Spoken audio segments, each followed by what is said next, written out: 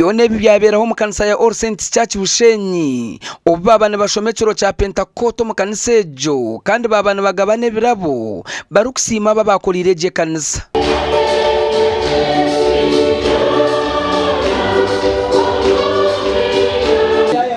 burijo chituyeroho umukanisa omu abarukoraje basimwa tubahereza gifts ambwe gifts seze tubahereza kwaba kubaha amani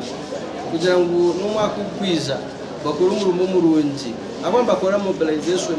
bashomesa umubyanga abakazi nangwana n'abashija mwe no kubasima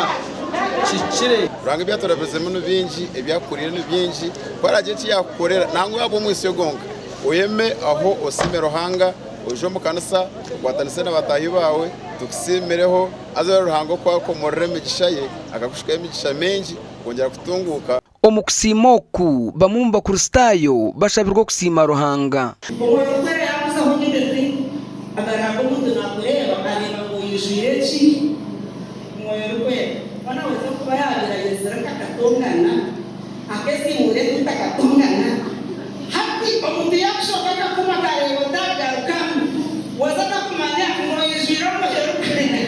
aba bahire birabo ebiremembuzi n'imigati y'abagore n'ebinde byabani birugirro mu mpaka z'ecuro cya Mariamu kandi bahendire basimire kanisa ebunantu batiriyo mu mpaka batwana tageti aza tageti kagisya abokweza kwa mukama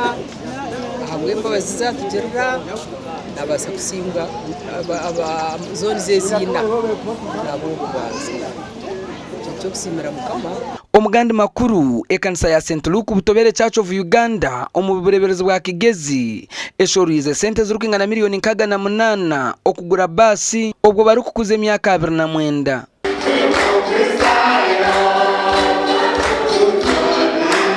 omukoro gugwebembirwe Bishop w'obureberezi bwa Kigezi Right Reverend Gad Akanjuna musomo kukunda ko Kristo yatukunze rukunda hehe birambuha no gusasirana kwambuha na bice bitwine ntibibagana kugira ubusije mu gukorerere ukorere no kukunda rigena n'ingambira abantu munaboshemerere waza kukunda uyekunde hasa wamara kukunda ruhango ngo wakwanje uyekunde uyereberere urindi sina ryawe urinde kitirisa cyawe Canon Johnson barintuma munono niwajuye kire Dr. Ruhakana Rugunda owabirehenganzi yihanga mukorogu nko mujenyi mukuru kandi yamubakurise emyaka alina mwenda mukulike munonga abwa kulisana emyaka mukoro mu wapanga kandi ebindi byo gusta basi kuko umurimo wa Yesu kwikurira njiri kugira ngo yike aha abantu bona abari mu cyeka cya Kabare n'ebindi biceka ibitwehingurize nk'abakristayo bitu bari amakuru agagashakwa Ben Muhozi hamwe na Job Namanya kwagura basi